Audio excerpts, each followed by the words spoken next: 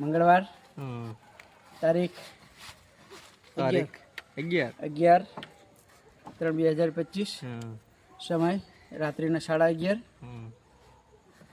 અત્રેની ખારાગોડા અગરિયા હોસ્ટેલમાંથી બાથરૂમના પાઇપમાં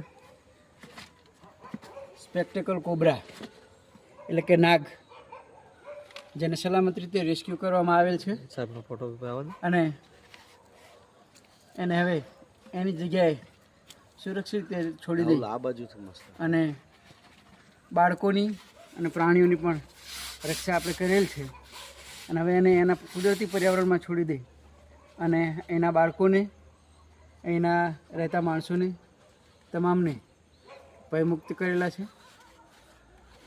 સ્ટાફની અહીંના હોસ્ટેલના જે સંચાલક મિત્રો છે એના ચોકીદાર ભાઈ જે છે એ ચોકીદાર ભાઈઓની સમય સૂચકતાના કારણે ફોન આવતા તરત જ અહીંયા હોસ્ટેલ પર પહોંચી અને રાત્રિના 11:30 થી 11:45 અત્રે આ નાગને રેસ્ક્યુ કરેલ છે.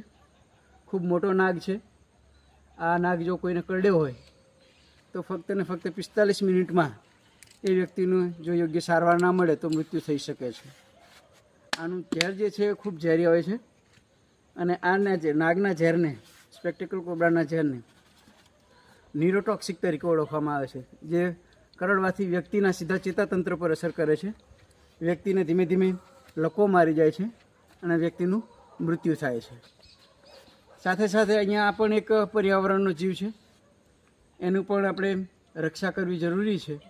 એના રક્ષણ માટે કુદરતે એને ઝેર આપેલ છે એટલે એ એના પર હુમલો કરનારને એને ઝેરથી એનું રક્ષણ કરે છે.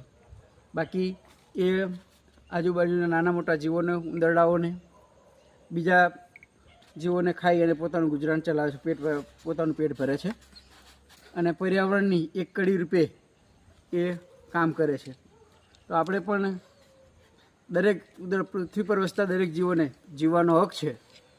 તો આપણે સૌ પોતે પણ સરસ જીવન જીવી અને પૃથ્વી પરના આવા જીવોને પણ એમનું જીવન જીવા દઈએ અને એના કુદરતી પર્યાવરણમાં, કુદરતી પરિવેશમાં ફરી પાછા આપણે એને મુક્ત કરી અને એનું સ્વતંત્ર જીવન જીવી શકે એ માટે આપણે એને રેસ્ક્યુ કરેલ છે અને આજે બચાવેલ છે. એને રેસ્ક્યુ થતાં હોસ્ટેલના બાળકો અને સૌ આજુબાજુ રહેનારા દરેક વ્યક્તિઓ ભયમુક્ત થયા છે. જય હિન્દ.